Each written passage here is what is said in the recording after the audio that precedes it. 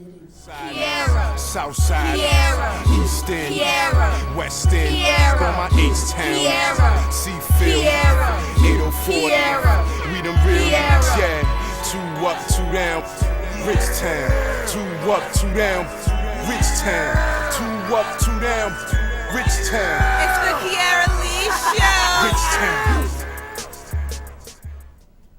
Hey everybody, welcome back to the Kiara Lee Show. This is part 2 of our Life After series, where we've been talking with Miss Desiree Pierce about the things that she has endured, from abusive boyfriends to drug abuse to other unfortunate circumstances. Last episode, we were grateful enough to have her. We were lucky enough to have her to share her story and share about what she's been through, hopefully to inspire, other women that are going through similar predicaments, that are in similar situations, hopefully inspiring them to seek help and to hopefully possibly get out their situations as well. So she's back with us here today, and I'm so grateful that she's here to share her story because, like I said, her testimony, we could all learn something from what she's been through. And so she's here today to talk about how she's overcome, all of the obstacles and what she's doing now. But first, for those of you that didn't get a chance to watch the first episode, part 1, she's going to recap a little of her story and a little of what we talked about last episode. So do you want to give the viewers just a little brief summary of what you shared with us last episode? Sure. I was talking about how I was molested as a child and how I started having children from early ages up to abusive relationships and turns into drugs and alcohol. Okay.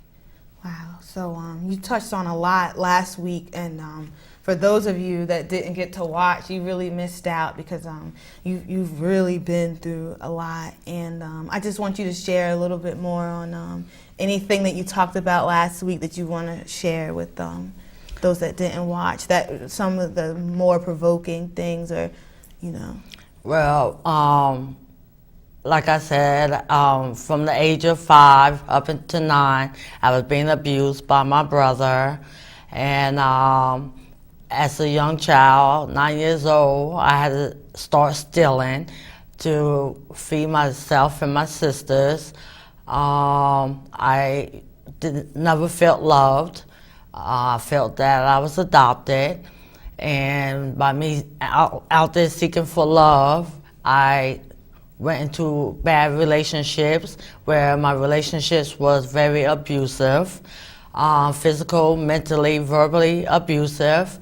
Also, like I stated on the last show, I have been set on fire, wow, driven off a cliff. Could you elaborate more on that? Because that is, I couldn't imagine. Yes, when on the incident, I was 18 years old. I had 2 children. This was with my second son's father. He was very, very abusive. It was myself and I had my 2 children with me. We was laying in the bed upstairs. Every time I used to just hear him come in, I would just hold my children, just hoping he wouldn't hit me because I had my children in my arm. And he was on drugs, and I didn't know about drugs back then. But he just called my name one day, and the tone of the voice, I just knew it was something wrong. So I grabbed my 2 children, put them under the bed, and I walked down the stairs. When I walked down the stairs, he just threw a pot of burning grease that was on fire on me, running up and down the street, screaming for help. He's running behind me, saying, "B, shut up, shut up, shut up." Next thing I know, I woke up under a tree in one of the neighbors' arms, and my 2 children yelling and crying, "Please don't die, please don't die." So I didn't know what had happened because my body was severely burnt. It burnt all my nerves, so I didn't know. So I spent 5 months in the hospital. Then my mother and my father, my mother and my father they transported me to North Carolina because they had a better burn unit there. So, And you know, I think a lot of women out there who are currently in, you know, similar relationships, abusive relationships, I think a lot of women think, oh, that's not going to be me, or, oh, he's just going to hit me, or, oh, it's not going to get any worse than this. But, I mean, for those of you that are watching this and thinking that, I mean, here's a testimony where that isn't always the case. And why risk that? Why take that chance? Why take the chance of something as horrific as someone trying to set you on fire? You know, the statistics show, you know, that a lot of men who are abusive, the next step is what? You know, killing, you know, homicide, murder.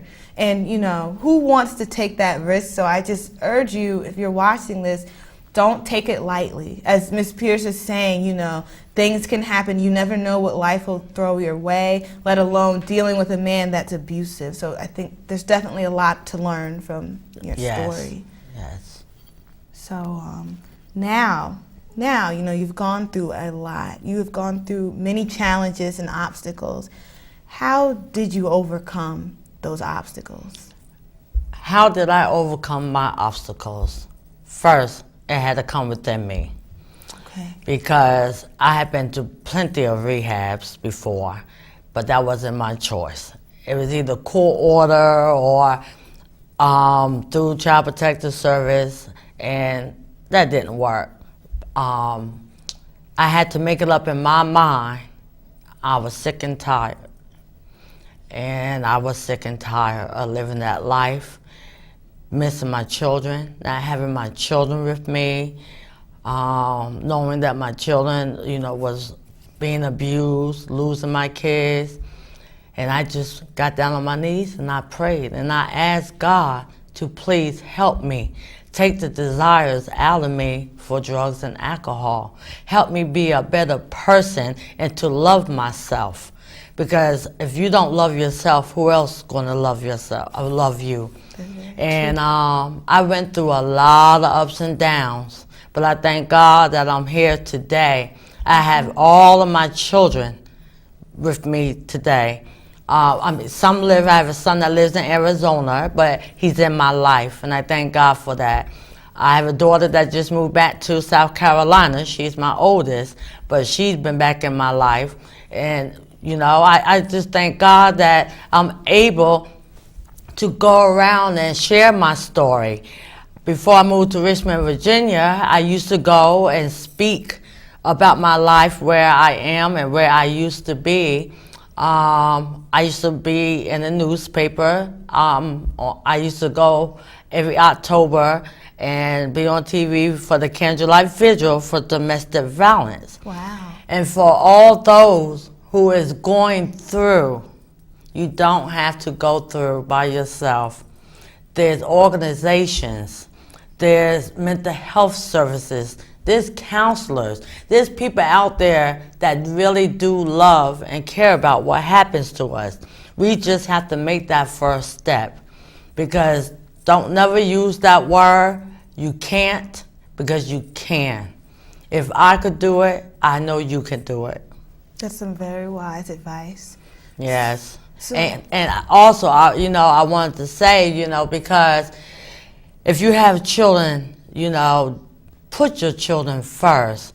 Put your children first, because I missed out on my first 6. As I stated in the first show, I have 11 children. Mm-hmm. And also I want to say, I have 11 children because I didn't know anything about being a mother.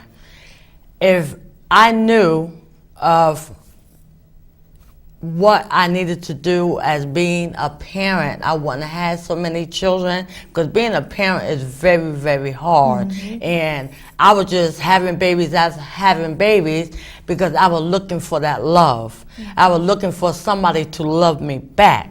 But I thank God for each and every one of my 11 mm-hmm. children, because they are my blessings. Mm-hmm. And my 6 oldest children, and I would always feel I ruined their life. And I know I have ruined their life because I wasn't there for them. They was in abusive homes. They was with alcoholic and drug addict parent.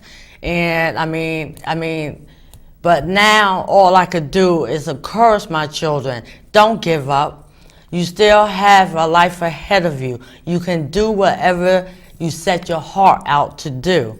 And I am a better person today. I am a productive person in this society, and I am here to help and see you through the good and the bad. I think that's great. Now, you mentioned that you travel and speak, or you used to in New York. Yes. Did that help you? South Do you Carolina. feel in South Carolina? I'm sorry. Do you feel that that was very therapeutic for you? Did that help you yes. out with dealing with the issues with yourself? Oh yes, because keeping it bottled up inside of you will just lead to more hurt and more anger. You have to be able to release it and talk about it. And I thank God that I'm at that point where I could talk about it today, because it destroyed my life. Holding it all up inside me, it destroyed me. I couldn't be there to help anybody else because I was in my emotions. Now I suffer from, excuse me, I suffer from depression, post-traumatic stress disorder, and bipolar. But that's okay, because what I had been through, and I'm still standing, I thank God because of the agencies, the support, AANA, my higher power, who I choose to say is God. I made it through. And that's wonderful, and you have such a wonderful testimony. And I just want to say really quick that some more statistics on child sexual abuse. The effects, the effects of child abuse are, just overwhelming. But some of the effects, some of the main ones are low self-esteem, like you said, and depression. And like you said, I think it's important that we talk this stuff out, because when you're feeling down, when you're feeling hurt, when you're not feeling good about yourself, just keeping that in, keeping it bottled in, like you said, doesn't help. It doesn't help anything at all. So I urge you, if you're watching this, maybe you haven't been through all these things to this extent, but maybe you do feel like you have low self-esteem, or you do face depression. Please, please, please reach out to someone. Don't be afraid to do so, talk about it with someone. If you have no one to talk about it with, write it down. If you sing, whatever your outlet is, because it's just not fair to just harbor all these feelings inside. Right, because you think that you're the only one going through it. No, you're not the only one going through it. Millions of ladies out there, even men, is going through the same thing. Domestic violence, drug abuse, been raped, molested. You have to get help. You will never be able to overcome it on your own. It's just like a drug. There's too many places, to get help. Just love yourself, put your foot down, and say, I'm not going to do this anymore. I'm not going to live my life like this. God has you on this earth for a reason. And so how are you doing today, right now? Like, how are you doing? How's your life turned around compared to what you've been through in the past and how life was for you in the past? How are you doing today? I'm very content with my life. I'm not saying my life is perfect. I'm happy where I am today. I have a beautiful new home that's 4 years old.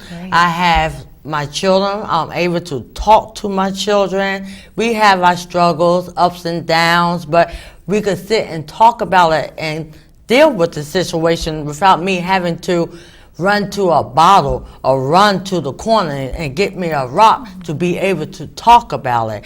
But I am struggling, with one of my children. She's still going through, she's still resenting me, but she's coming along right now. But all we could do is take it one day at a time. That's true. That's very true. But I am a deaconess at my church. I go to Little Mount Zion Baptist Church. I'm the deaconess. I am the secretary of the church. I turns to God for everything. He is my friend. He is my all. He's everything to me. So it seems like the power of prayer and God are very big things in your life. Oh my gosh. Yes, it is. Prayer works. All you need is God. Okay. And I turns to God for everything. He might not come when you want him, but he'll be there on time. Yeah, amen to that. So do you feel that your relationship with God had a huge part with you overcoming your battles and your obstacles and your challenges? Oh yes, because I believe in my heart things happen for a reason. And I know God has me on this earth to be a living testimony, to go out and reach out and help other females that's been through the same thing that I'm going, even females that haven't been through it yet. Talk to them so they would know the warning signs of abuse or molestation, or how to be a better parent, or how to get help off of drugs and alcohol. And I thank God that I'm in the position that I am today, because I never ever thought I would be here where I am today. I thought I was going to die from drug abuse or one of my relationships killing me. So there is a way out.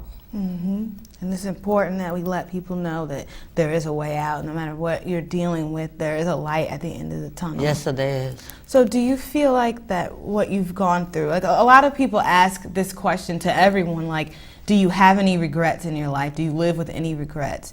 Do you regret what you've gone through? Do you feel like it's made you a stronger person? Or what's your stance on that as far as what you've been through? Well, I'm deeply hurt on what has happened in my children's lives. I'm deeply hurt behind that, because no child asked to come into this world. We as parents supposed to be here to protect our children, and I feel that I have failed from that. But I am in a better place with that.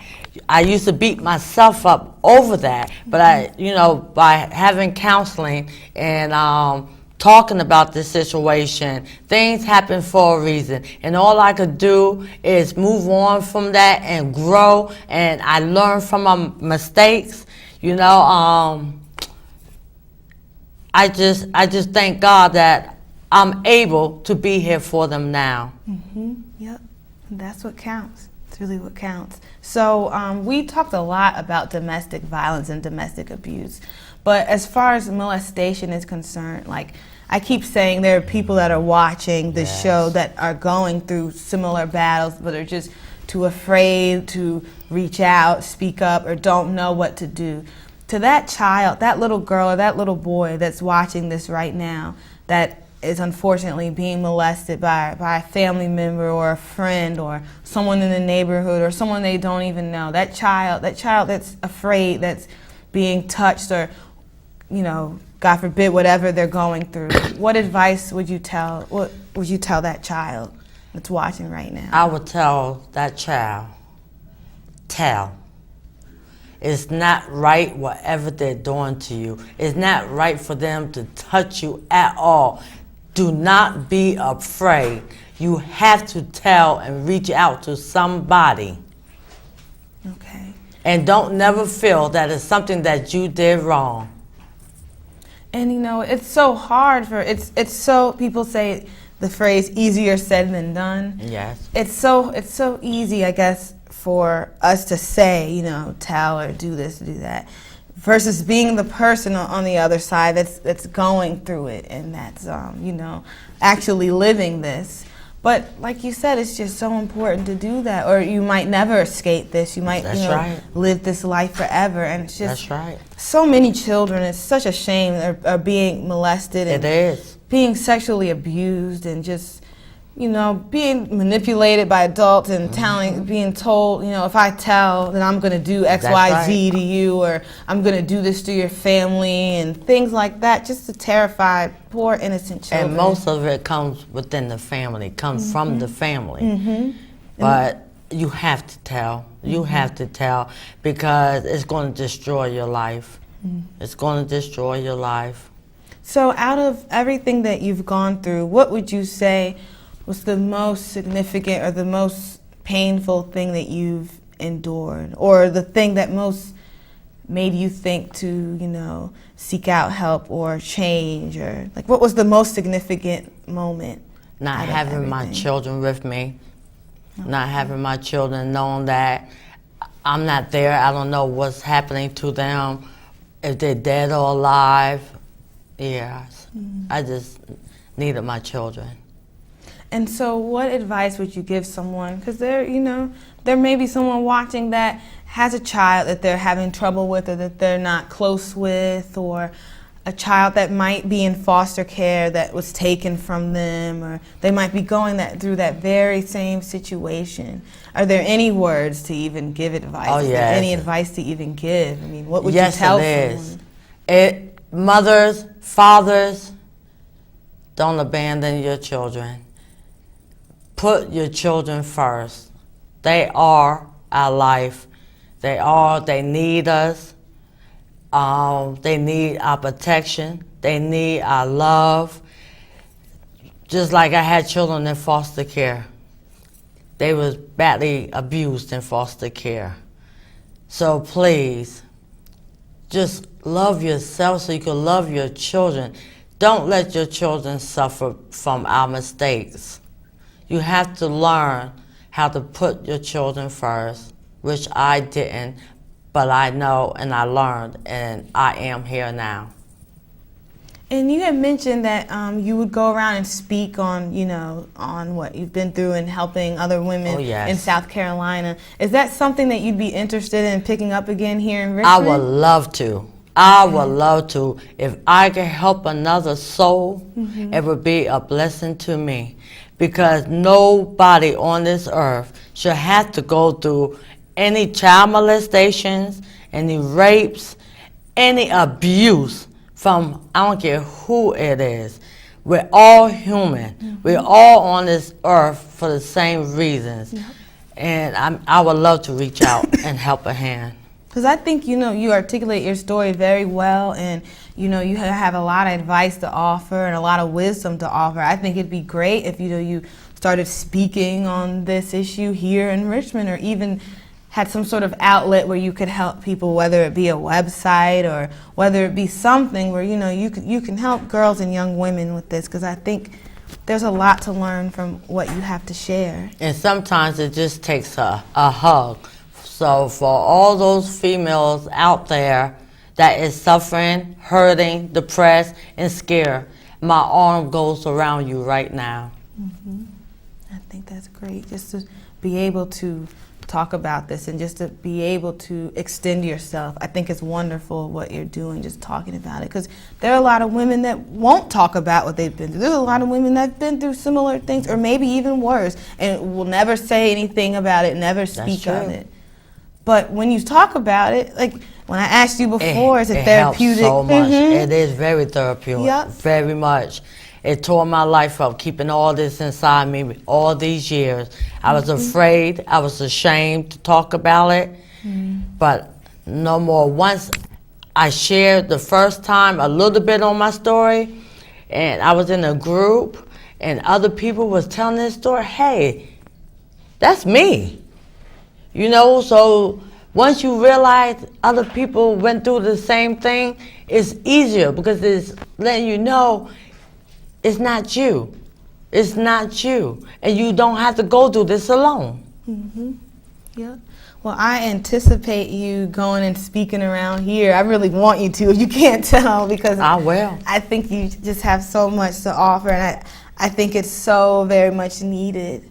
I think that's why God had allowed me to live, so I could be a living testimony and to help others overcome what they're going through. And just like you said earlier, everyone is here for a reason. Whatever religion you believe in or whatever your faith is, I feel like, at least, we're all here for a reason. So don't ever, ever, ever feel that you are so worthless or so undeserving, whereas you can't tell about what you're going through, or you don't deserve the help, or you deserve to be hit, or you deserve to be molested. Don't ever feel that way, because you are deserving. You are a person, as you said, you are human. We are all human. No one deserves that. So please, I just urge you to just step up and just get whatever help you need. Could you please remind the audience just some outlets to getting help with domestic violence and drugs? Sure. And just Yeah, for drugs and alcohol, they have NA meetings, they have AA meetings. For abuse, you could go to RBHA, Henrico Mental Health. Okay. Well, I thank you so much Thank for you for being on having the me. show, because I know it takes a lot to share the things you share, and I'm just so ever so grateful for you. To It was just a joy and come my out pleasure. here and do that. Thank So now we have a special guest on the show. As I said, this episode and the part one before is called Life After, sharing things you've been through and sharing how you've overcome. Well, we have a 12-year-old boy in the studio named Jordan Knighton who is here to share about his testimony of his life after, what he's overcome. His testimony is in the form of spoken word. So please, let's everyone listen to what Jordan Knighton has to say.